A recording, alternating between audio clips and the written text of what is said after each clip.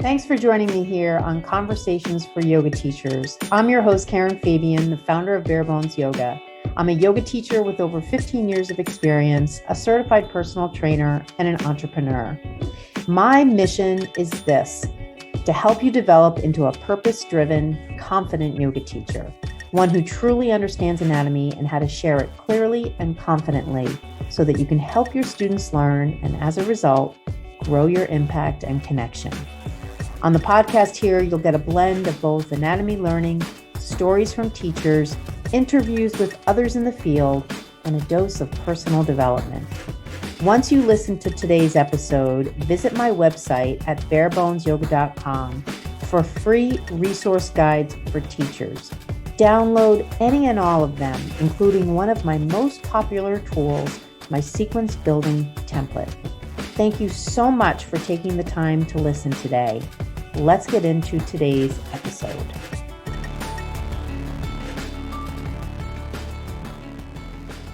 Hi, everybody. Welcome to Conversations for Yoga Teachers. I'm your host, Karen Fabian, and this is episode 128.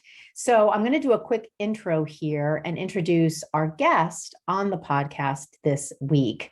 I want to just give you a frame of reference, as I always like to do. I'm recording this intro on the 29th of April, 2021. This interview was done on, my timing is weird. The interview was done on the 27th of April, 2021. And the reason that I reached out to this person is because I'm really interested in Ayurveda. And I wanted someone to come on the podcast who has an expertise in this area. And Susan was the perfect guest for this conversation.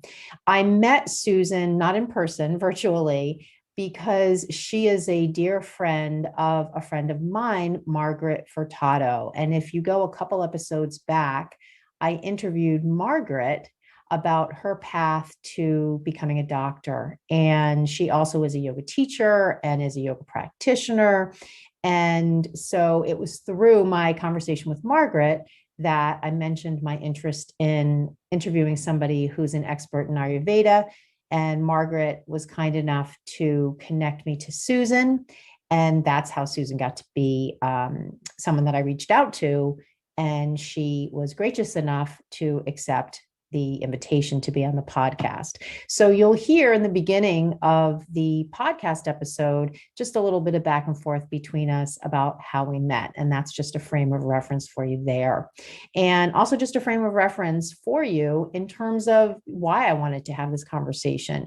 You know, even though my podcast is for yoga teachers, Ayurveda is part of the tradition of yoga. I certainly don't know much about it. And you'll hear more in this episode about how it's connected to yoga practice. And I think that as a teacher, it's important for us, you know, even for someone like myself who focuses on anatomy, to at least have a cursory understanding of other aspects of the practice, whether it's energetics or Chinese medicine, or, you know, Chinese medicine isn't directly related to yoga, but is certainly in the same category of wellness. So that's the story there. Now, before I launch into the episode and give you an intro of Susan's extensive background in this area, I want to just remind you that I recently created a download, which is a compilation of all my popular downloads for teachers. And you can get this on my Facebook page. It's essentially an ebook that puts together everything from my sequence building template to my 10 key steps to understanding anatomy. So it's really a number of different things. My breakdown of myofascial release, what is fascia. So it's a really great resource guide for teachers. If you're not on Facebook, feel free to DM me on Instagram and I will get you that ebook. Now, let me get into introducing Susan Weis Bohlen. Susan is an author and an Ayurvedic consultant. And before COVID, she taught cooking meditation and led sacred site tours, mostly in India. In 2008, she received her first certification in Ayurveda from the Chopra Center. And I'm sure you've heard of that, Deepak Chopra, the Chopra Center in California. And in subsequent years, she studied with Dr. Vasant Lad in New Mexico and India, and Ayurvedic cookbook and author teacher Amadea Morningstar in New Mexico. Susan wrote her first book, and it is the bestseller called Ayurveda Beginner's Guide, Essential Ayurvedic Principles and Practices to Maintain Balance and Heal Naturally. And that was published in 2018. It has sold over 30,000 copies and has been translated into 4 languages. Her new book, which I have on my Amazon wish list, is called Seasonal Self-Care Rituals: Eat, Breathe, Move, and Sleep Better According to Your Dosha. You can subscribe to her newsletter and read her blog at www.breatheayurveda.com. She's on Facebook as Breathe Ayurveda and Instagram with her name, Susan Weis Bohlen. Actually, it's Susan E. Weis Bohlen. I'll put all of this in the show notes. She lives with her husband, Larry, and their 3 dogs, Ella, Shadow, and Junie, who is a rescue from Pune, India, if you can believe that. We talk about that in the podcast. And she currently lives in the woods in Ryerstown, Maryland, just outside of Baltimore City. So we're going to get into this episode. I do want to just mention we cover a number of different things. And at a couple of points, we do touch on different topics that are topical. And by that, I mean, there's a couple of references to politics, and there might even be a little bit of salty language, not related to politics, but just other things. So just a heads up that, this is a real conversation. I don't really like to edit anything that is said in the podcast. I like it to be real and spontaneous and organic. And it's not really meant to represent any particular stance or anything along those lines. It's really just conversations. So with that, I invite you to maybe make a cup of herbal tea and relax, sit back, maybe grab a notebook and a pen and enjoy this conversation that I had on Ayurveda with Susan Weis Bohlen. Let's get to that tape. Hello. Hi, coming in. Hold on. Switching cameras. There you go. How are you? Hi, great. How are you? Nice to meet you. You too. Just trying to get my light plugged in. Here we go. Thank you to Margaret for connecting us. I know. Boy, she's I had a bookstore for 10 years and she was one of my customers, and she's definitely a person you don't forget. So. Wow, that's amazing. Did she tell you how we know each other? I can't remember. Why don't you tell me? I live in Boston, and when she lived here, she was a longtime student of yoga at a studio where I taught. So I probably had a similar experience in that, I didn't own a bookstore, but I was teaching yoga classes, and yeah, she definitely is somebody that I never forgot coming to my classes. And so that's been great. And I just had her on the podcast 2 weeks ago. And when I mentioned Ayurveda, she said, "Oh, you have to talk to my friend Susan." Yeah, it was something when she had her Ayurveda consultations with me. She was a nutritionist in a hospital, and she was like, she said, I feel like I know more than the doctors know, but nobody takes me seriously because I'm not a doctor. Right. And so, she just took that energy and she did it. It's fantastic. Yeah, it is inspiring. Her episode on the podcast was super inspiring. Oh, I can't wait to listen to it. Yeah. So it's so cool because it already was an interest of mine to have somebody on the show, on the podcast, to talk about this because, although my podcast is called Conversations for Yoga Teachers, I feel like yoga and Ayurveda are definitely joined. Although my focus of teaching is really anatomy. So I don't have a background that is in this area. So, but yet on a personal level, I'm very interested in finding out more about it. And I bet there are just a lot of my listeners out there who are interested too. So I really, I would love to just kind of frame this from the point of view of finding out a little bit about you and what got you into this. Mhm. And then to give people kind of a primer on what is Ayurveda.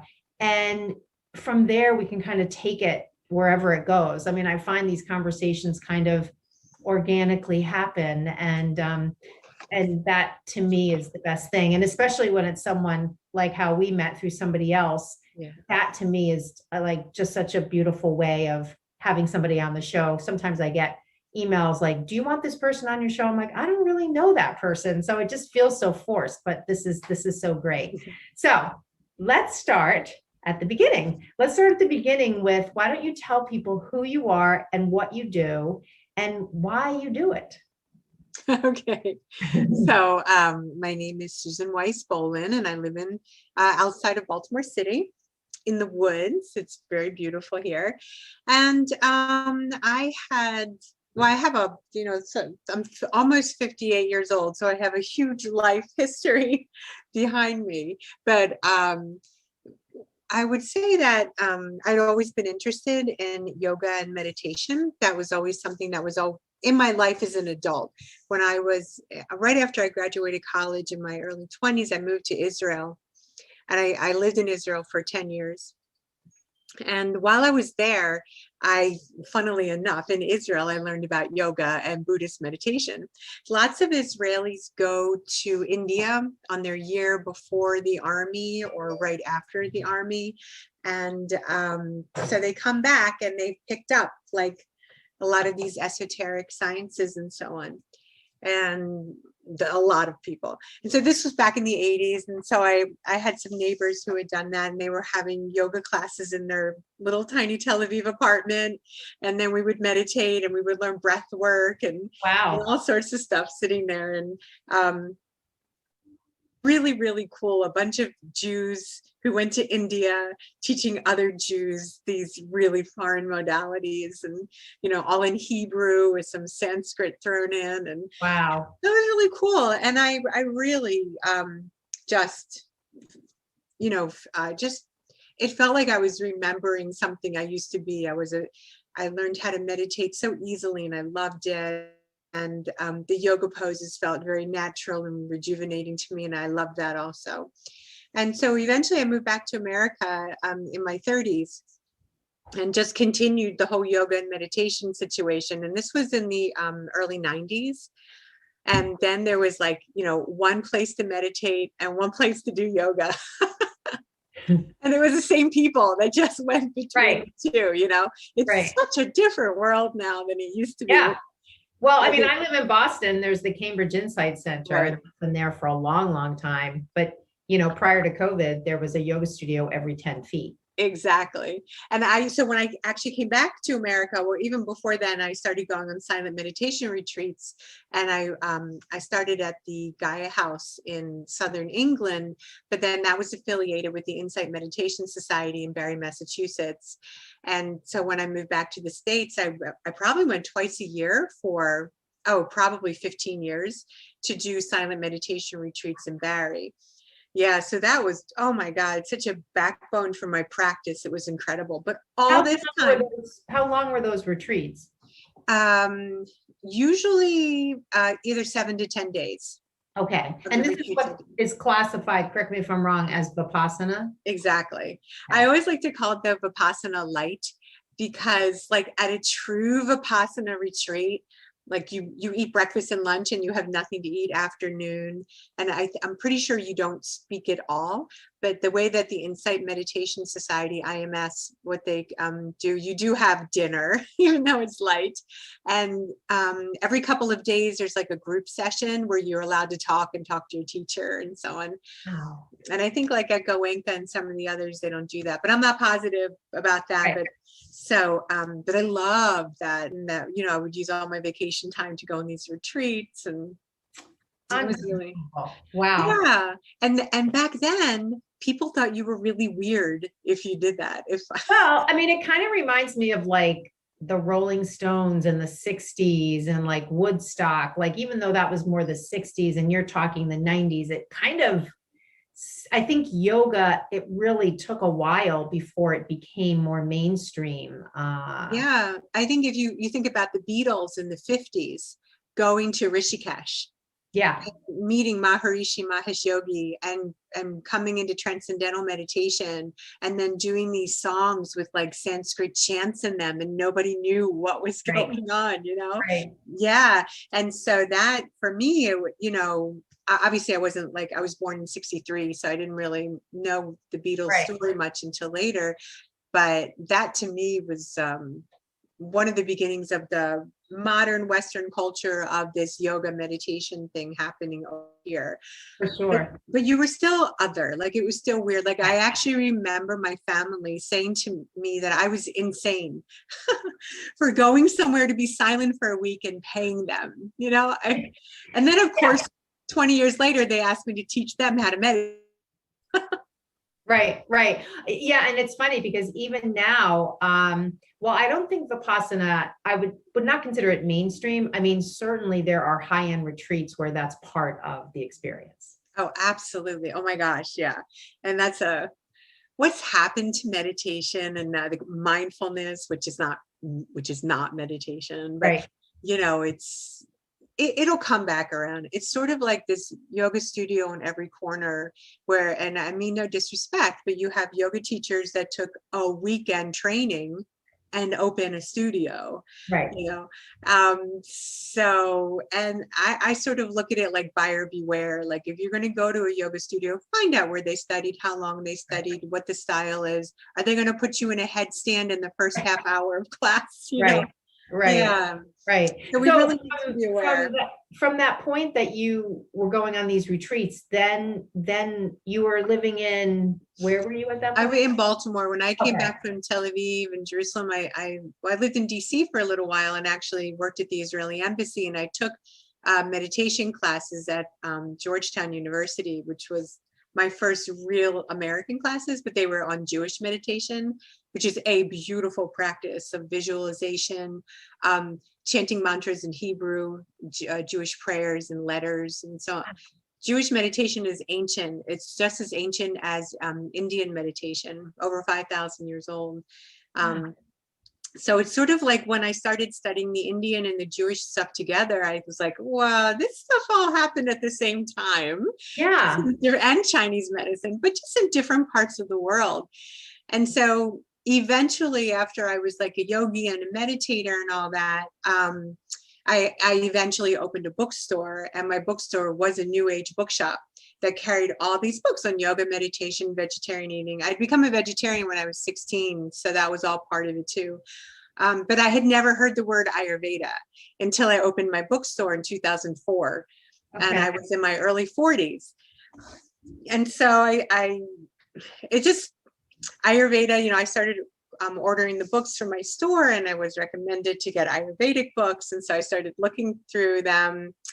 And I had read a lot of Deepak Chopra in the 90s, where he talks about Ayurveda, but it wasn't like his main deal. It was like sort of like consciousness and universality and creating your reality and all that. And I absolutely loved it. So you know, that went along with who I was at the time, but I didn't really pay attention to the Ayurveda part. But at this point in my life, and for a long time, I had been overweight. At one point I weighed 240 pounds. And so when I, you know, opened my bookstore, I think I was 220 or something, I don't know. But I knew that I had to make some big change because I was just so tired of carrying this weight. Even though I had done everything, traveled the world, done all my yoga, all that, didn't really stop me from anything.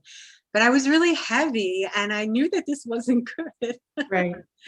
And even though I was a vegetarian, I call myself a pea vegetarian, which was pasta, peanut butter, and pizza. Wow. Okay. That is not the best way to be a vegetarian. There's some cookies and cakes thrown in there as well. Yeah. And so I looked into it, and I found out that there was this detoxification treatment program called Panchakarma. that was an Ayurvedic protocol where you go somewhere and they do these oil treatments to you, massages and enemas, herbalized oil enemas, and you eat a certain type of food and involve meditation and yoga. And that could maybe help me get rid of a lot of the toxins in my body and inflammation. And maybe I thought it could jumpstart me on a different path. And oh my God. Yes, it did. Completely changed my life. So I really pretty rapidly lost about 50 pounds. And then I also, at the same time, I lost 80 points on my cholesterol. It went from 240 to 160 and my cholesterol. And so it was really, I never thought about that for my cholesterol and my weight were like really close. So that's really interesting. Yeah. And so just learning this Ayurvedic lifestyle, I came home from that, I think it was a week-long or 10-day Panchakarma, which was in San Diego. There was at that time the Chopra Center in Carlsbad, California. Yeah. Yes. They closed it. It's not there anymore. But so after I did that, it was a fantastic experience for me. And we studied Ayurveda every day, and we did yoga and meditation and had all the treatments. And I came home and I was like, oh my God, what do I do? I don't know, how do I keep this up?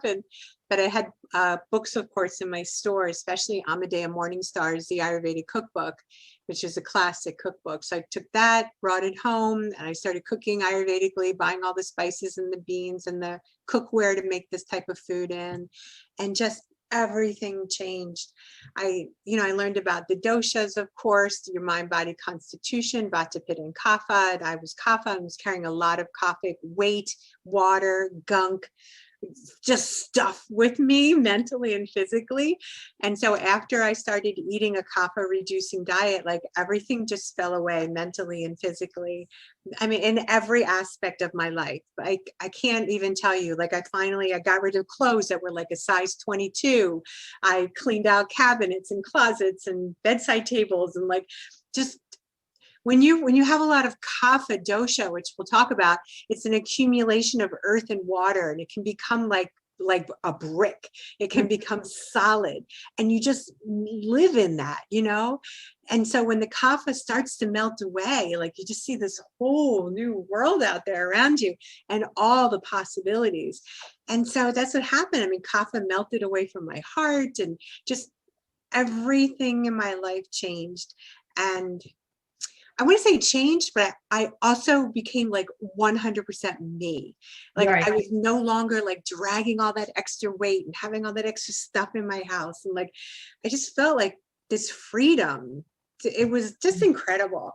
And one thing, and I know you're probably going to get into this, but I want to make sure I ask, as I'm having this moment of question, and I wonder if someone else listening is, just the connection between what you're eating and your mindset, because it sounds like a lot of what you're describing is less about what you were eating and is more about how you perceive yourself, how you perceive the world, the mindset you have. And so I'm super curious to think about how what you eat affects that. And I just want to make one quick note, just so you know, the only reason I'm looking back is because I have a new puppy and he's in the crate chewing a bone. That's not really a bone, but it's like a toy. And so what I'm actually going to do is I'm just going to move us just so I can keep my eye on him. Absolutely. God forbid he were to ever aspirate a little piece of the thing, which I don't think he will, but I have been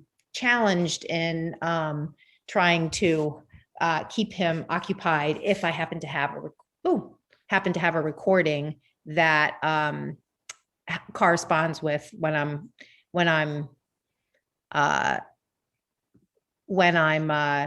doing a podcast. Let me just take one quick moment, because for some reason I just lost our view. Hang on one second, Susan. There you are. Okay. So anyway, so that I'm like super fascinated about, because what you were just saying, I was thinking as you were talking, it sounds like what she's eating is changing more than just her physical body. So in my first book, Ayurveda Beginner's Guide, I have a section on taste and emotion. And that goes right along with it. So there's a word in Sanskrit, rasa, R-A-S-A, and rasa means taste and emotion. So there's like no such thing as non-emotional eating. All you're eating is feeling some emotion.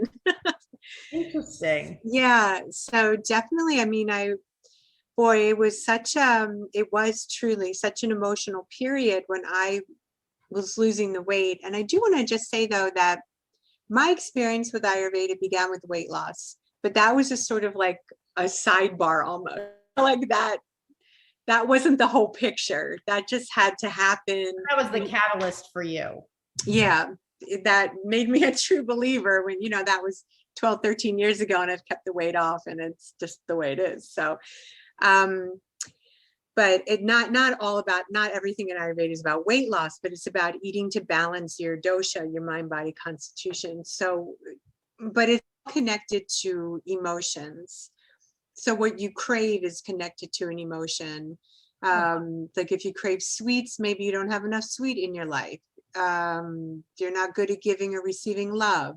If you crave bitter, maybe you hold a grudge against somebody, or somebody treated you wrong. If you crave sour, I mean, there's something. And so I learned this from Amadea Morningstar, and she told me I could expand upon it in my book. So it is an Ayurveda Beginner's Guide. When you crave a taste, what it means emotionally and physically. Got it. Okay. So, yeah, that was really fascinating. So fascinating. So from that point, did you get into working with people to share what you had learned? Is that how? Mm-hmm. Yeah. So first of all, your puppy's adorable. Oh, what's his name? His name is Coco. And we rescued him from Arkansas via a New England-based rescue organization. Yeah. And he's been with us 7 weeks, and he knows you're talking about him. He's overtaken my life. Yeah. Yes. Here's one of my girls. We're not there yet with him. He can't. Yeah. If he was not in that crate, he would be running around getting into trouble. Yeah. I have a rescue from India. That one I brought home from India, from Pune. Goodness. And I have another rescue from West Virginia. Yeah. And we just lost one, our 16-and-a-half-year-old, just last week. Oh, But she had a beautiful life. Oh yeah. I had a lab to 15 and a half, and she died 5.5 years ago. And my life scenario would not support a dog until very recently. So that's why I'm able to. And it's just kind of going back to a lot of the things that I remember about having a dog, and it's amazing. So so that's I'm so glad you're enjoying it. So tell me how you then shifted to helping people. Yeah. So when I came back from the Chopra Center and I lost all that weight, and I went to Kripalu, and I took a cooking week intensive with Amadea Morningstar in Massachusetts. And that was incredible to learn Ayurvedic cooking with her. And then I just decided that I had so much success, and I had my bookstore, and all my customers were like, "What are you doing? You look amazing." Da, da, da. And I was like, "I'm doing Ayurveda. What is that?" And so I decided to get a certification in Ayurveda from the Chopra Center. So I did an 8-month program or something with them in 2008. And I also took Ayurvedic cooking intensive courses with Amadea in Santa Fe, New Mexico. Okay. So I became certified in cooking, and then I eventually became certified in as an Ayurveda health counselor or a practitioner, whatever you call it. And so that was all in 2008. And I had my bookshop, and so people were just help me. So I started doing consultation in my bookstore. I had a separate event space and so on. Wow. So I started doing consultations, and then so that was like 2009 or 10. And by 2014, so much of my life was teaching Ayurveda, seeing clients, teaching in other places, doing workshops and retreats all over the US. It was like crazy that I decided that I couldn't do both anymore, bookstore and Ayurveda. So I decided to close the bookstore. and just do Ayurveda. So I closed my bookstore in 2014 and end of 2014, beginning of 2015. And so since then, I've just had an Ayurvedic practice. And it was right after I closed the bookstore that I got a call from a company hiring me to write a book. And I wrote this one, the Ayurveda Beginner's Guide. And that became, this has sold like 40,000 copies, and it's in 5 languages. It's crazy. It's a beautiful. Wow. Well, I don't know if you can see any of the stopping on any pictures, but it's really it's really a story of like, if you build it, they will come. So absolutely, the whole thing. And then through that, I got an agent and then a contract with Simon and Schuster, and this is my brand new book. Oh, yes, I have that on my Amazon wish list. Great. When we connected via Margaret, I went on and put it in there because I had an interest in getting a book, and I didn't know which one, but now I know which one. I think you have to get both of them, but anyway. Yeah, I didn't know about the first one. I just, when I looked on Amazon, for some reason, I think that one must have come up first. They go together well. They go together really well, because you learn a lot of the practicalities of Ayurveda in the first book, and the second book is more seasonal rituals, grocery lists, what to eat, when, and so on. Got it. So what is you gave up the bookstore in 2015, so that was 6 years ago. So what does your life look like now? Are you mainly writing, or what is it? Yeah, I'm writing and doing Ayurvedic consultations now with Zoom in the past year, and my book's being out there. I have clients all over the world. Wow. And I love that. They used to come in here. The room I'm sitting in right now used to be my teaching kitchen. I taught cooking for like 10 years, and I had this huge teaching kitchen where I could get like 20, 30 people in it for lessons. And when COVID hit, I said to my husband, we are never having that many people in our house, like ever again. And so we just turned it into a sunroom. It's just like, now took out all the material, the kitchen equipment, and now I have a sunroom. Right. Yeah. So I'm really changing what I do. I don't think I'll be seeing clients in person anymore, which is fine. I did it for over a dozen years, and the cooking classes too. So it's pretty much one-on-one consultations. I do a lot of workshops and now book events via Zoom for different bookstores or library systems and yoga studios and so on all over the world. And so I just teach and write. And in addition to that, for the past also dozen years or so, I've been taking people to India, like once or twice a year. I take trips to India, and I take people to see the sacred sites, but also to experience Ayurveda in India. So my last trip was December 2019. And then COVID hit. And so in India, as you know, has just been devastated by COVID.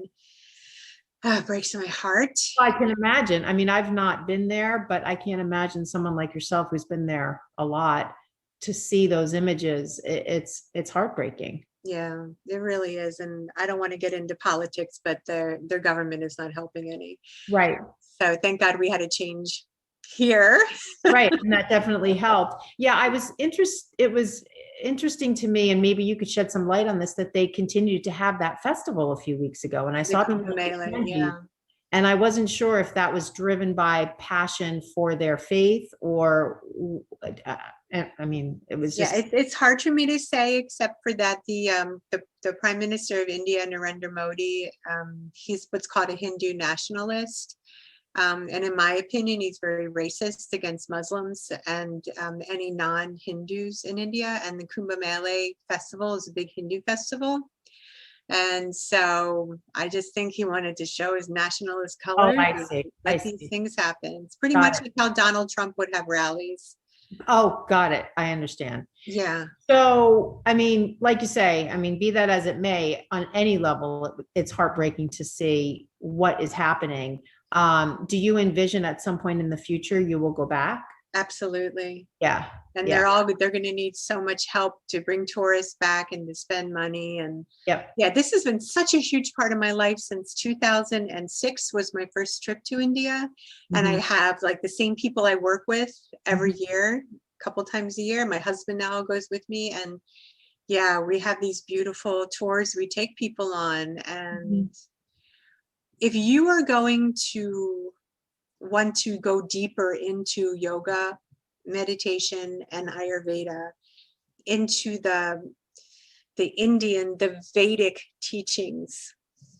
Not so much Hindu, although Hinduism comes from all of this, but we have the Vedas, which predate Buddhism and Hinduism. Mhm. And you have these really, really beautiful, wise teachings in there that Ayurveda comes from. There's so many different forms of meditation, like Siddha Yoga and so on, transcendental meditation, Right. Kriya Yoga, they all come out of the Vedas. Mhm. And so to actually go to India and feel that, where it came from, I take people to these ancient like yoga shalas on the Ganges, and we practice yoga out there and breath works and mantra and so on. To do it on that land just connects you to the real practice. Yeah. The real practice of hatha yoga. And then you can look into like bhakti yoga and raja yoga. And we visit other places that bring in the more consciousness-based forms of yoga, not the exercise. Mm-hmm, mm-hmm. And so for people to understand that, because a lot of people who practice yoga in America, they have no idea that yoga is just a couple of asanas, right, and the rest is in your head. Right. I mean, I kind of think of it as the way of being physically, but then there's all the other ways of being, even the ways of being that aren't of our physical body. Absolutely. Right. So I'm curious, the people that are seeing you now, everything is online. What kinds of things do they reach out to you with? And are they all very kind of indoctrinated into using Ayurveda, or do you have people who are just like, I'm at the end of my rope, I've been to a bunch of physicians and this is like my last ditch effort? That's mostly it. Really? It's most of the people who've been to doctor after doctor after doctor, and nobody has an answer for them, and they give up on them. And so they're like, when Western medicine can't help them anymore, they start looking into Chinese medicine or Indian medicine or other indigenous forms of medicine. And also so many people are learning about how to use food as medicine. And that's like the main tenet of Ayurveda, is how to eat properly for your dosha. So I would say most of the people, they've lost hope. And no one listens to them. Like when you go to an Ayurveda consultation, I spend an hour listening to you, and then I start to make recommendations. Like we want to get to the root of the issue. We don't just want to put a little salve on your hand where you have a rash. You want to find out why this is occurring to you, when it began. Do you have too much heat in your body? Are you too cold? Are you too dry? Are you too wet? And then we figure out how to create balance. But there's also in my practice people who definitely are going to yoga classes or taking yoga teacher training and had a day of Ayurveda and it rang true to them, and they want to learn more. And there's a lot of women who are in their like mid 40s to mid 50s, perimenopausal, menopausal, postmenopausal, who are just going through this big shift in life, and they're ready to make change to feel better, which is perfect for me because at almost 58, I've gone through that with Ayurveda. And so I think I attract those kind of clients who are trying to find balance in their life now. And also I lost all my weight in my mid 40s, and people like often think like, it's so hard to lose weight when you're older, that you can. Right. So I like to teach people how to balance that out so you can stop worrying about that shit already, Right. I mean, like I hear like Oprah is still like, I don't know if she's still working with Weight Watchers, but just still going on about, I can eat bread. I'm like, dude. Yeah. Well, I mean, I think that's over it. That's interesting to me. And I think too about our connection via Margaret, who is a dietitian. So how does a course around nutrition, or a course around, not a literal course, but I mean, talk to me about Ayurveda and nutrition, and are they one and the same? Or are the approaches different? Yeah. So the approaches are usually based on the person's Ayurvedic dosha. So in Ayurveda, we have what we call dosha, which is a mind-body combination. And so we have people that are called Vata dosha, VA, and Vata is comprised of the elements outside of us of air and space. So the air and space elements make a person a little cold, maybe a little bit creaky, prone to arthritis, gas, bloating, dry skin, dry hair, dry intestine, that kind of thing. So they have too much of the air and space element, and that's Vata dosha. Then the second dosha is called Pitta dosha, Pitta, and Pitta is comprised of the elements of fire and water. So that is a person that's a little bit more fiery in nature. They have very strong digestion because of the fires in their metabolic system. But too much fire can create migraine headaches, acid reflux, heartburn, can create redness in the skin, rosacea, eczema, skin problems, and emotionally it can create like anger, criticism, judgment, and so on. That's all from too much heat in the body. If I could just go back, because it's important, I left this out for Vata dosha. Vata, the air and space dosha. Emotionally, when they're out of balance, they worry, a lot of anxiety, a lot of fear, ungroundedness, because you're usually lighter than the other doshas. So Pitta gets out of balance with that anger and fire and blah, screaming, and they need anger management classes. And then we have the third dosha, which is comprised of the elements of earth and water, which is Kapha. And so Kapha dosha is a little bit bigger than the other doshas, a little bit because they have more earth and water in their body, so a little bit curvier. But they're stable and steady, great stamina. They're very solid people. They're the foundation that holds the other doshas together. They're usually very nice. They're people pleasers. They don't know how to say no, but they tend to like hold on to things. So they hold on to excess weight and hold on to people and jobs and relationships that are no longer good for them. Stuff they hoard. They just always want to be surrounded by stuff. And the problems with Kapha is this excess water can cause like sinus problems, seasonal allergies, bronchitis, coughing, phlegm, like those kind of issues, as well as obesity. Now, can you be a combination? Because I'm trying to think of myself, and I feel like I have bits of every. Yeah, one. You look pretty much like your Vata Pitta, but yes, we are all a combination of all. Okay. You need the air and space to move. You need the fire for metabolism, and you need the earth and water to hold you together. But usually one or two predominate. Okay. So like, we can like look at some famous people and see like, I'll just use Donald Trump because he's a perfect example of a Pitta dosha out of balance. There's that anger, criticism, judgmental, the me, the ego, all that people, places, possessions, all that first. But then he had a kaphic imbalance because he's very fat. And so he's got way too much kapha. I understand that he eats incessantly. And he surrounds himself with so much stuff. Right. And so so he would be a Pitta kapha. Yeah. So it really does go into your behaviors. Absolutely. It's not, as we said before, it's not just the eating. Right. There's also no separation.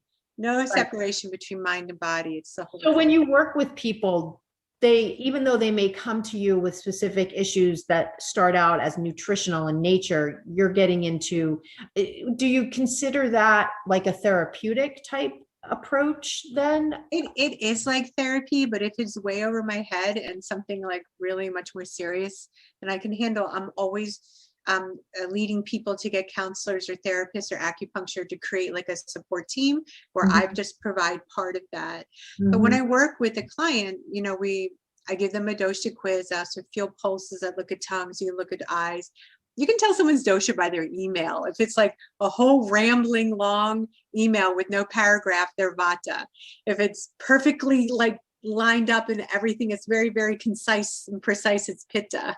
And if it's just like very round and fluffy and paragraphs and so sorry to bother you and so on, it's Kapha. So you can just like, wow. There's a lot of different ways to tell. So that's what I've learned over the years. So one of the most important things, though, is that Ayurveda is a science of opposites. So the person who is dry and cold, they need to eat food that is warm and moist. To replace what they don't have. Yes.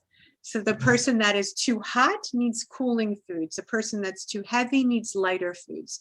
So, and then we also balance out with the season, like spring season now.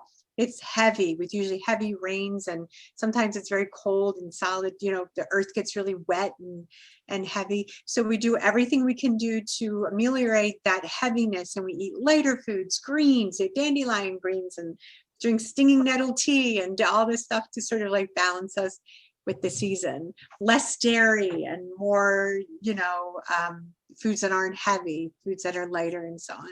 Mm-hmm. So I look at that for each person who comes in. I see where they're out of balance. Sometimes it can be a little tricky, like for instance, like a Vata person who might be overweight. So you don't want to, so for the overweight, you would sort of dry them up and cool them down a little bit. But you don't want to do that to a Vata person too much, because that can really exacerbate their Vata, make them fearful and anxious and so on. So it's a little bit of a balance. You have to find out, baby steps, what you can do to help this out. Maybe do extra skin oiling while you're eating less dairy and so on. So, there's just different ways of sort of finagling it. But in both of my books, there are dosha quizzes that especially in the new book, Seasonal Self-Care Rituals. There's a great dosha quiz that I created that takes a lot of your lifestyle into account. And so that can help you figure out where you might be out of balance. But if you're not facing any sort of serious illness or problem, it's just best to go with the seasons. So in springtime, you eat lighter foods. In summertime, you eat cooler foods. In the winter, you eat heavier and grounding foods. So I have grocery lists for everything. And that's just being seasonal is really the best way to Now, so you're saying being seasonal might not be an approach specific to what type you are, but is just more eating in a way that's in concert with the energy of the environment. Yeah.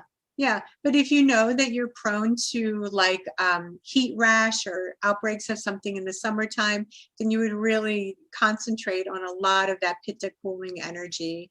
So you can always take your dosha into account, but you don't need to be fixated on it. Got it. I'm wondering, and I'll find this out when I get the book, but I'm wondering, kind of the accessibility to the shopping list. So like a lot of what you're talking about, are they things to buy that are generally available to people? Yeah, absolutely. My shopping lists are totally Western foods. Okay. But there are Indian beans and dal and recipes in there as well. And so you either, a lot of people do have Indian stores in their towns. If not, you can order things online. But otherwise, it's totally, it's just like letting people know, like, you don't really eat watermelon in December, even though it's available. You don't really need to have a mango in December. It's a summertime food, but surprisingly, citrus is a winter food. Oranges and so on, they are winter food. So it's like, so you can learn, what the food is, even though in most places, everything is available year round. So we have forgotten what it means to eat seasonally. Right. And so that is why this book is a great reminder of how to eat seasonally. There's also, I learned a lot of this from Dr. John Douillard, who is in Boulder, Colorado. And he has a place called Life Spa, LIFESPA, lifespa.com. And about 20 some years ago, he wrote a book called The 3-Season Diet.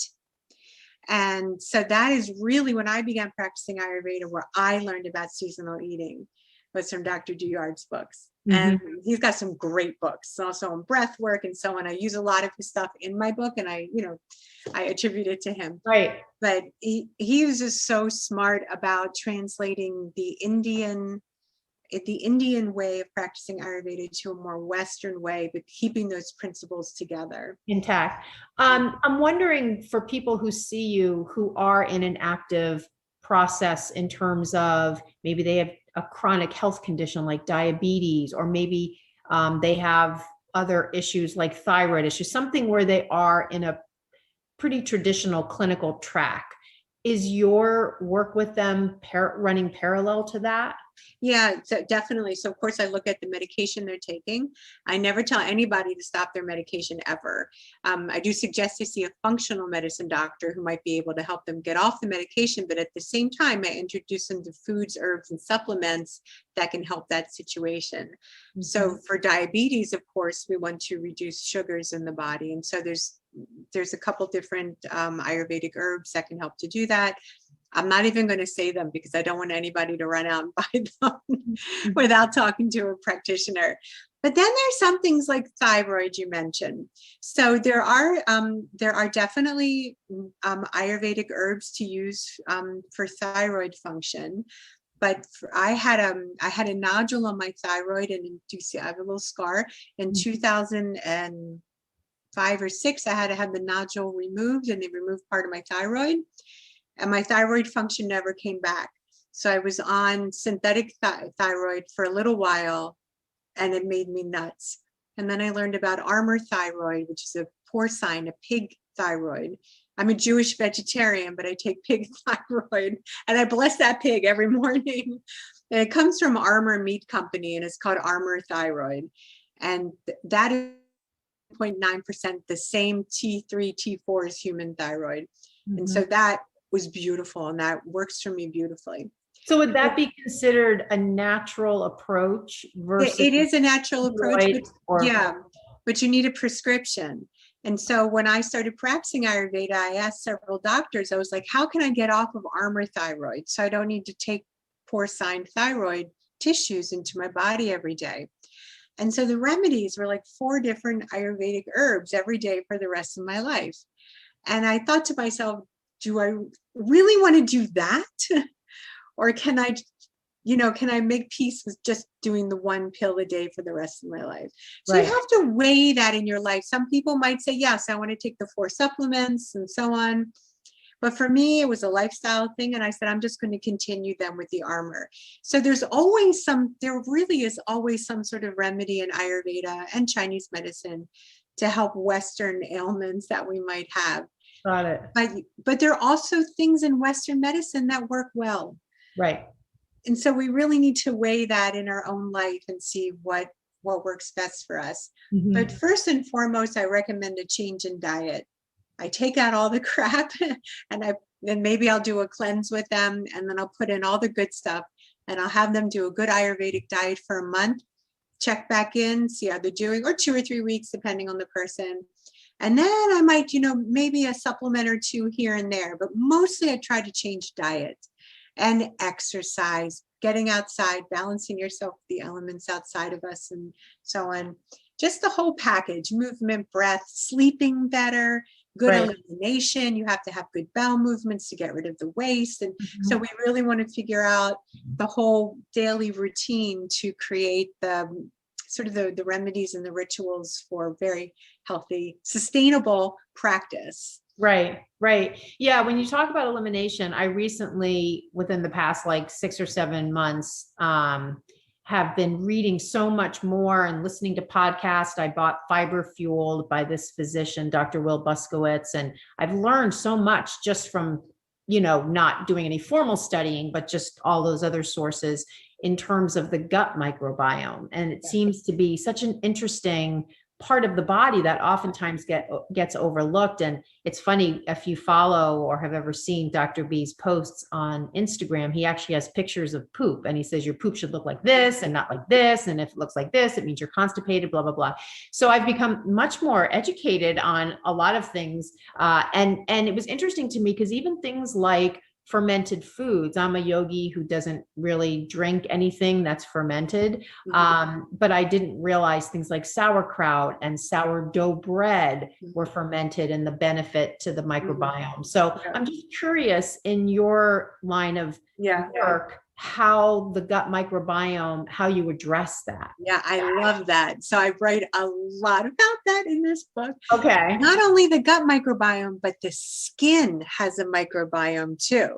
Yeah. So this is fascinating. But the gut microbiome, what I learned is that there are several studies of indigenous people and indigenous tribes that show that the tribes move in Africa, these studies, the tribes move according to the season to get different food.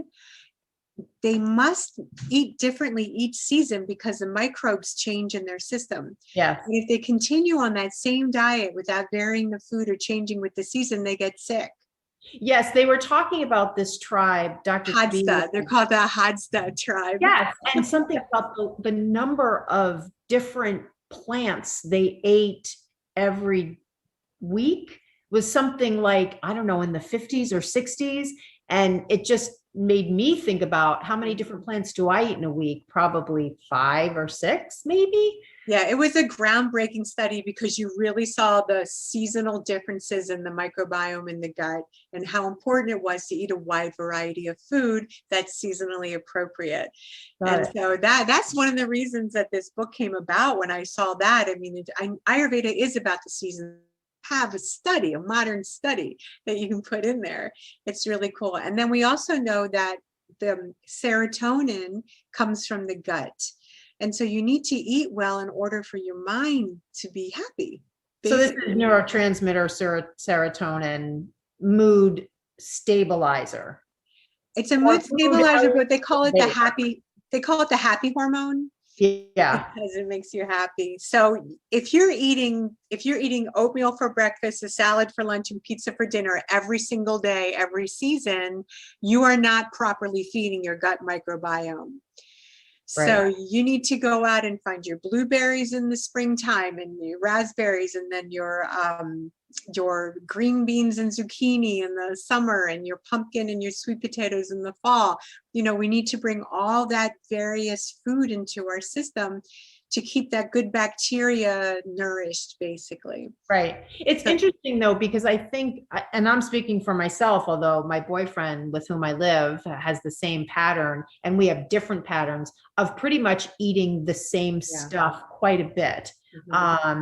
And I feel like that is really like an American thing that we pretty much eat. People in the United States pretty much eat a pretty regular diet. And by regular, I mean the same things a lot. So it sounds like not only for the health of the gut microbiome, but just in being in concert with what you teach, Ayurveda, it's important to have variety. Why is that? Because when the seasons change, your intestinal microbes change. And if you're not feeding them a different variety of food, they're just going to die away. And then you can have an accumulation of toxins because stuff isn't being broken down properly. Right. We need to introduce these varied foods into our diet every day. Seasonally appropriate foods every day. So I try to really help people who get in a rut where they, have that same thing. I offer simple recipes, things that you can throw together so you can have like 10 different things that you like to eat with each season. But so let's say you have a basis of just like making a vegetable soup.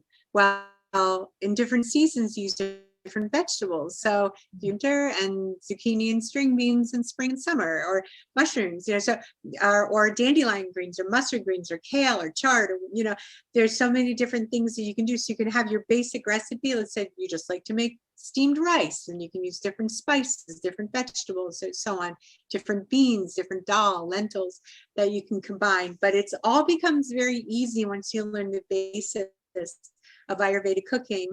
You understand the season you're in, and you understand your dosha, and you really can create a plan that makes it doable. I want to ask you a specific question about a specific thing, which seems to be all over the place these days in terms of posts and social media things. And I think I've even seen it mentioned on commercials, turmeric. So is that considered an Indian spice? Yes. I have not a lot of familiarity with Indian food, but it looks, because of its color, to me like something you would see in an Indian restaurant. Can you talk a little bit about what, I'm not sure why it seems to be all the rage now for its decreasing inflammation properties. Yeah. So it's been the rage for 5,000 years, but it just hit the States. Right. I think the rage. So there's a couple of things that modern day rage. Yeah. Right. There's just a couple of things I want to say about turmeric. First of all, it's a rhizome. It's a root. It's kind of looks like ginger when it's in the ground, like a skinny ginger. Okay. So you can buy the root and you can just scrape off the skin with a spoon, and you can chop it up, and then you have fresh turmeric that you can throw into soups or salads or whatever you want to make, stir fries. We eat turmeric and eggs and so on. So that's one way you can eat it with the rhizome. The other way is the powder, the ground organic turmeric powder. And you always want to make sure to have a little bit of fat as sort of the delivery system of all spices and herbs to your body. So we use a lot of ghee. So sauteing your spices like turmeric, cumin, coriander, fennel, and a little bit of ghee, or another high heat oil like avocado oil or coconut oil, and then mixing that with your food. That brings out all the healing properties in it. So the thing about turmeric is that it is a huge anti-inflammatory. It has a way of sort of washing through your tissues and seeking out areas of inflammation and helping to reduce that. If you look on websites like PubMed and you just put turmeric in, you'll get all of these studies, like even for like Alzheimer's and all sorts of stuff. They're doing studies with turmeric. But what happens in America is that they hear like a good thing, or in the West, like turmeric, let's put it in a capsule. Let's make it in a tablet or something. And they take the isolate out. Now, the isolate of turmeric is called curcumin. Yes, I've heard of this in David Sinclair's book, Lifespan.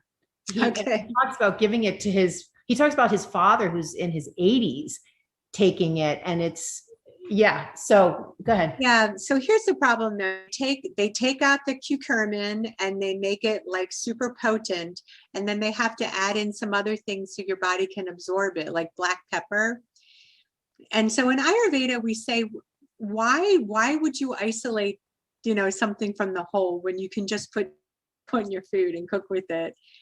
And then, people are just lazy in America. I'm sorry to say, and they just want to take the pill.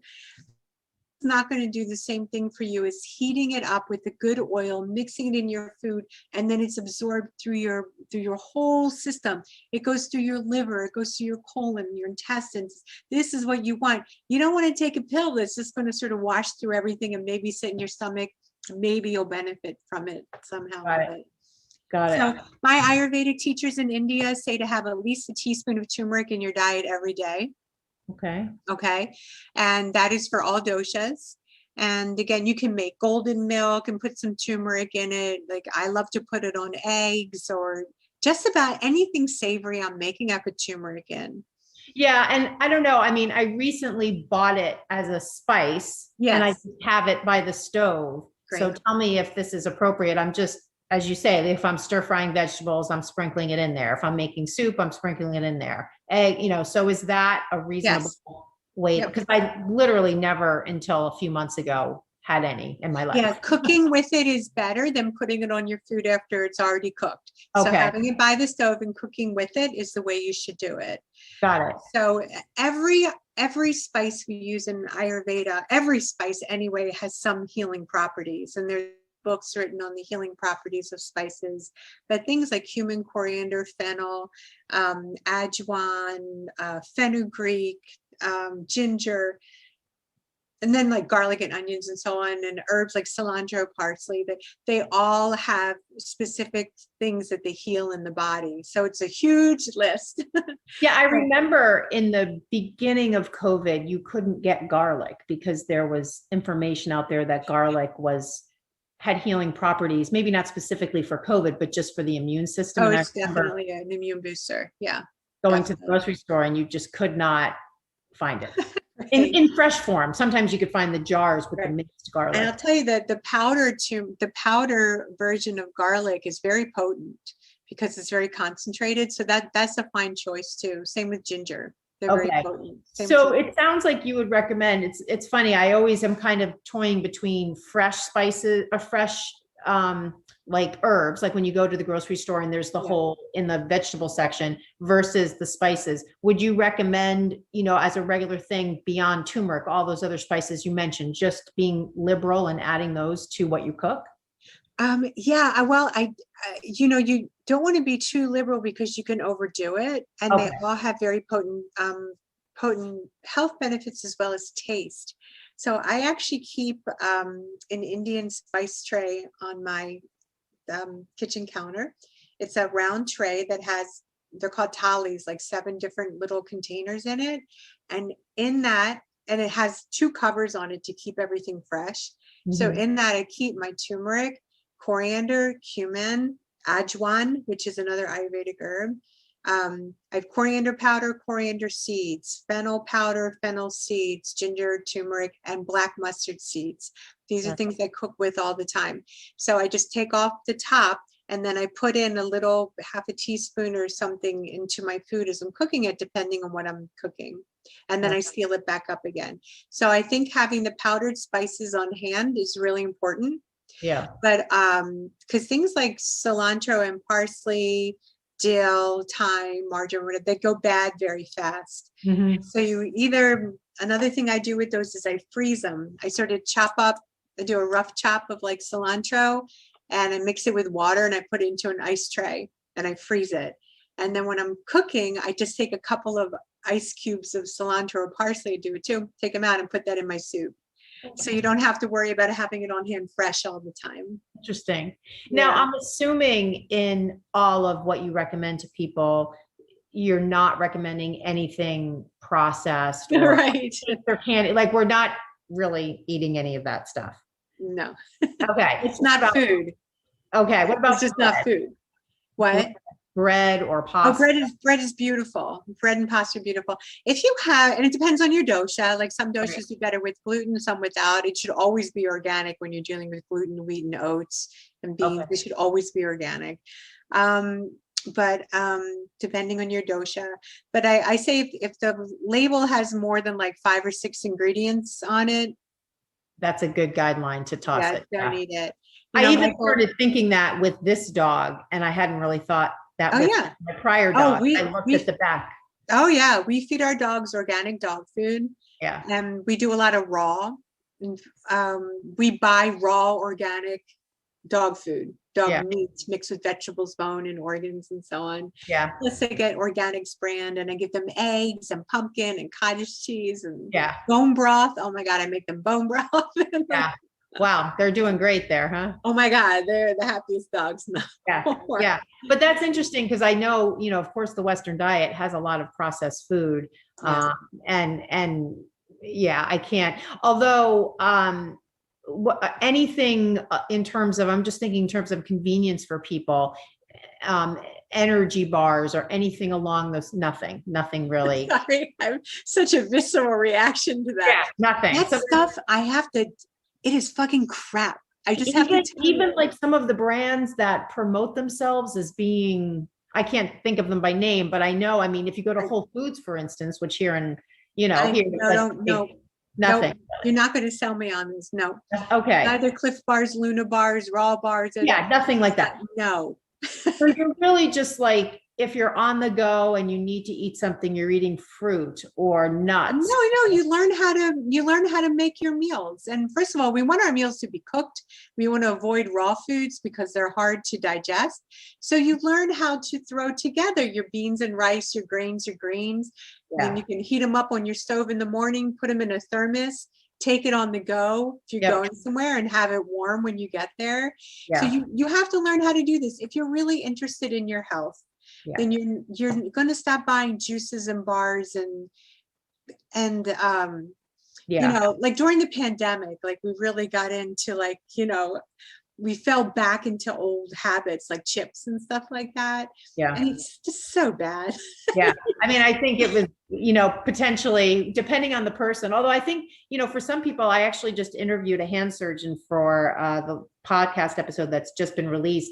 And he found yin yoga on during the time that he wasn't in the OR that much because people weren't doing anything and they weren't getting hurt, or their chronic conditions like carpal tunnel weren't getting exacerbated by physical movement. So he actually, I think, for some people, maybe did you have additional clients come on board during the past year? I'll bet. So, it's crazy. Yeah, I never like this, but from every corner of the world, from Australia to Denmark to Hong Kong to it's crazy. But it's great. People really, but I also, we went into a lot of bad habits too in the beginning of the pandemic. And then we're like, this is going to go on forever. So yeah. Did you find it hard to buy what you typically eat in? Yes. In the beginning, it was so hard to find beans and rice, basically. And so I do have an Indian store nearby, and we tried to stock up there. But then we stopped going out. We're trying to order online from like Vitacost and Eden Foods, and so many things were out. Yeah. Yeah.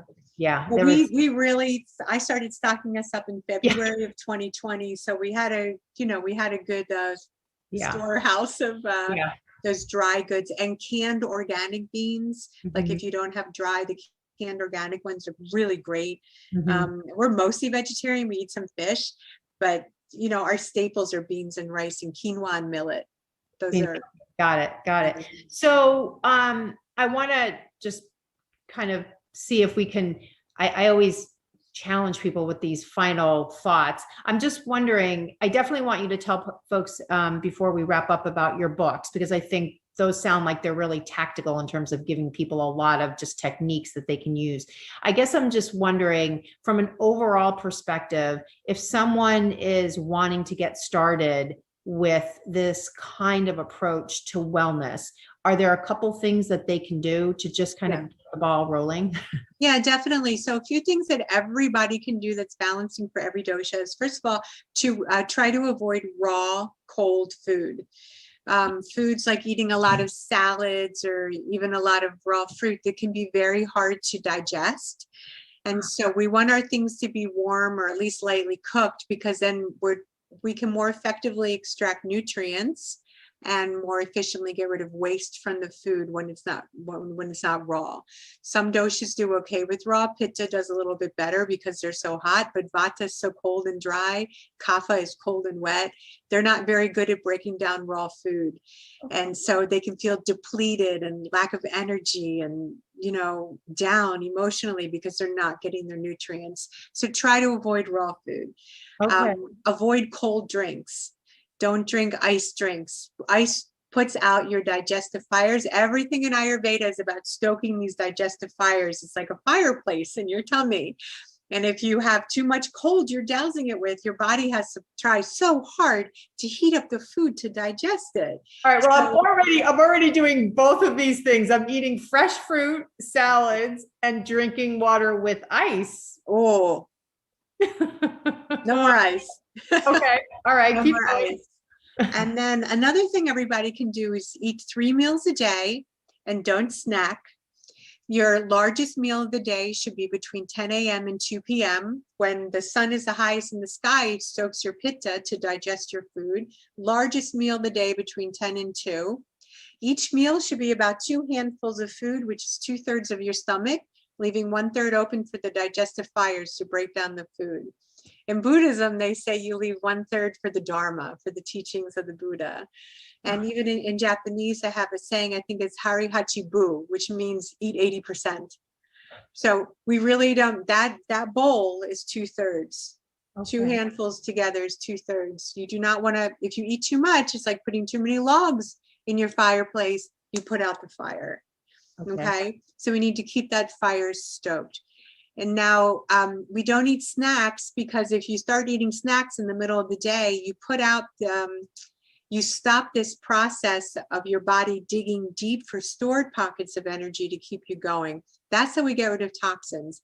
We eat a meal, it's digested, and then your metabolism rests and your body digs deep into these stored pockets to keep you going. And that's when we get rid of the stuff we don't need.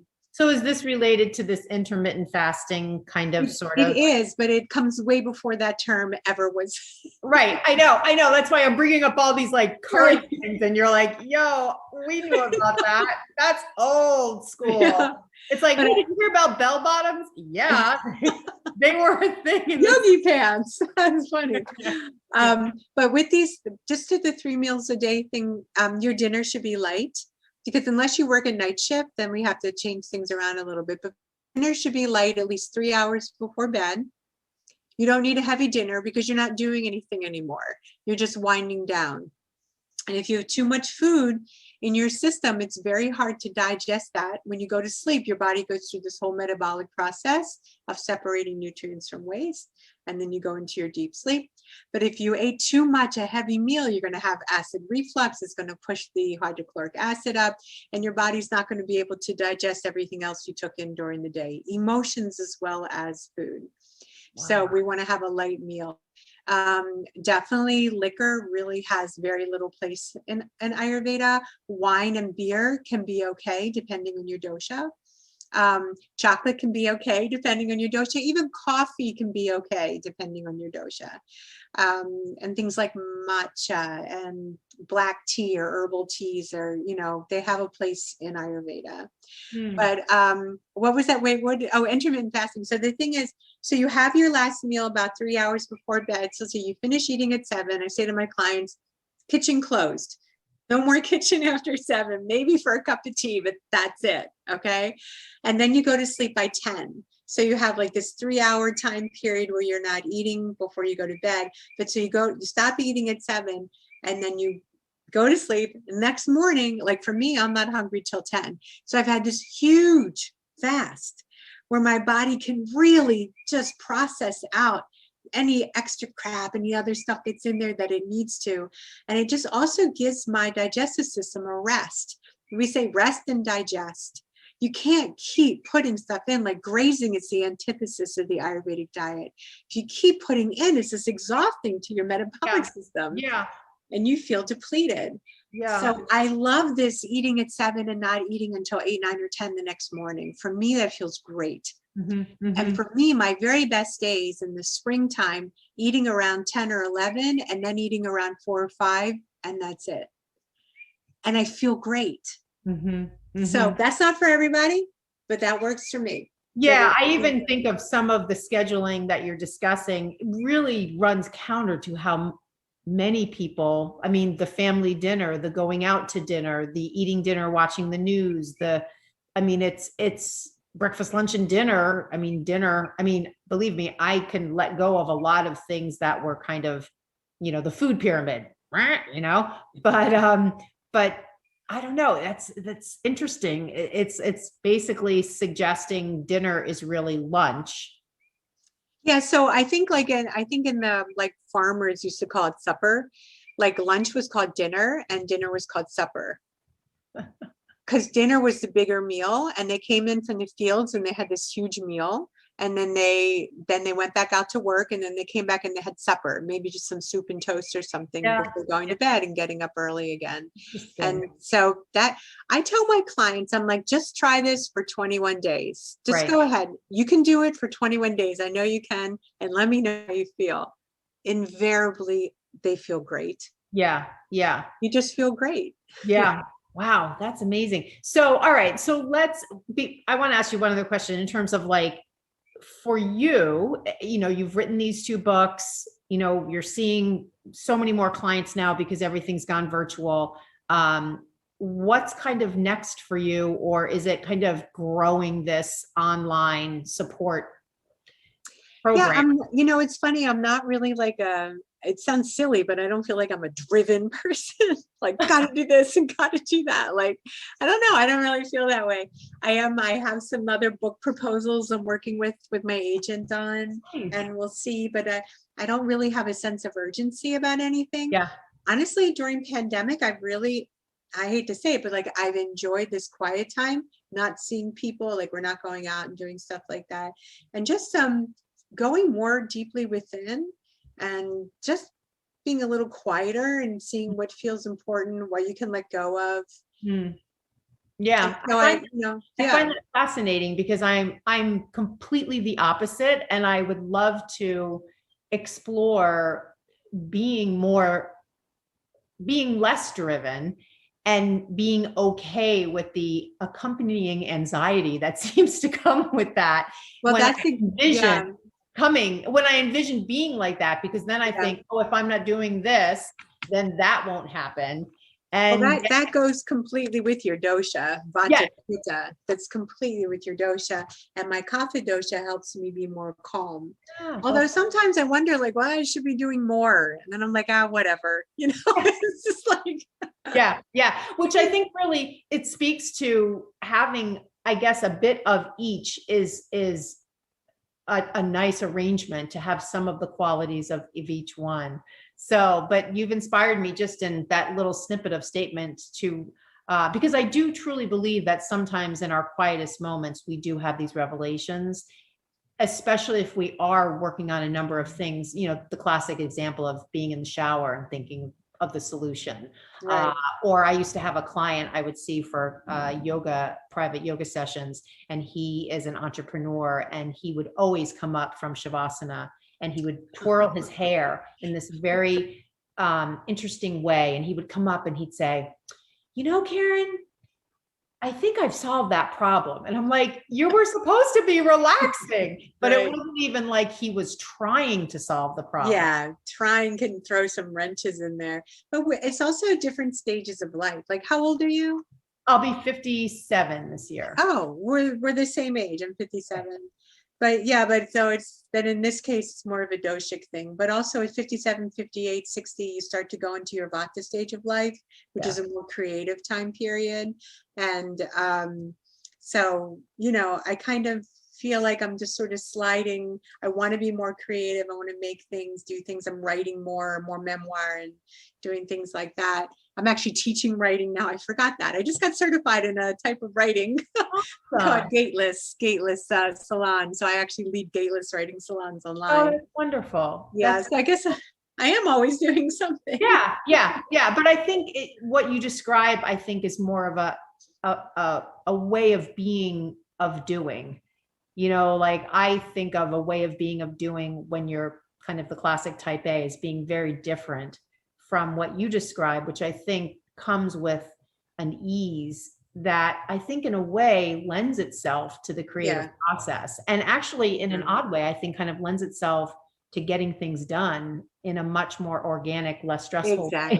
Letting things sort of unfold organically. Sometimes trying to push your way through it is, you're missing stuff. Totally.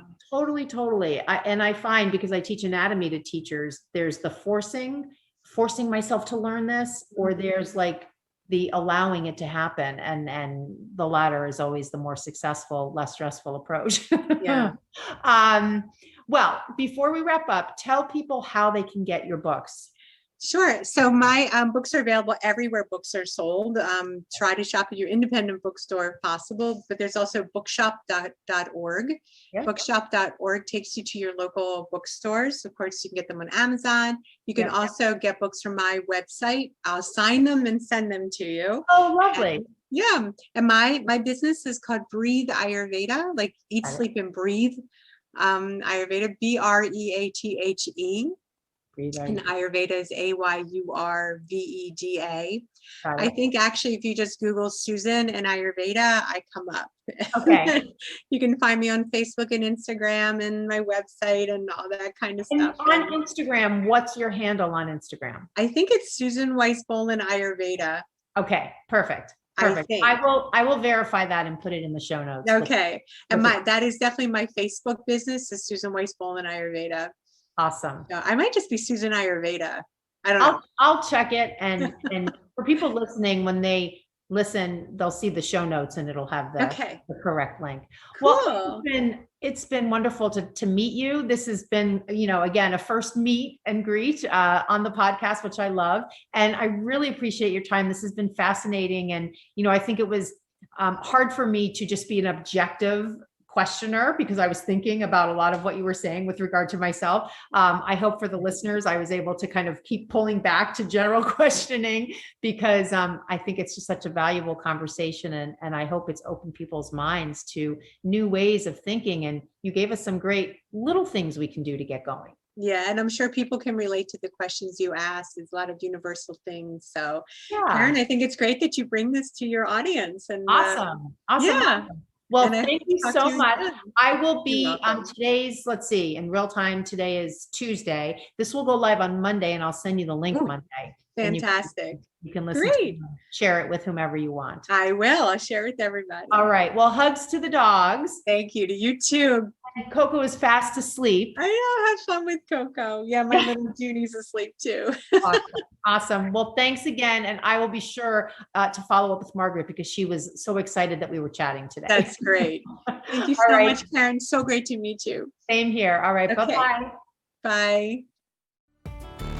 Thank you so much for listening to Conversations for Yoga Teachers. I am your host, Karen Fabian, and I just want to remind you, if you would like to get on the wait list for my 2 premier programs, the Blueprint Learning Program and my mentorship program, all you need to do is visit my website, barebonesyoga.com, and the links to get on the wait list for both of these programs are right on the homepage. Thanks for listening, and see you on the next episode.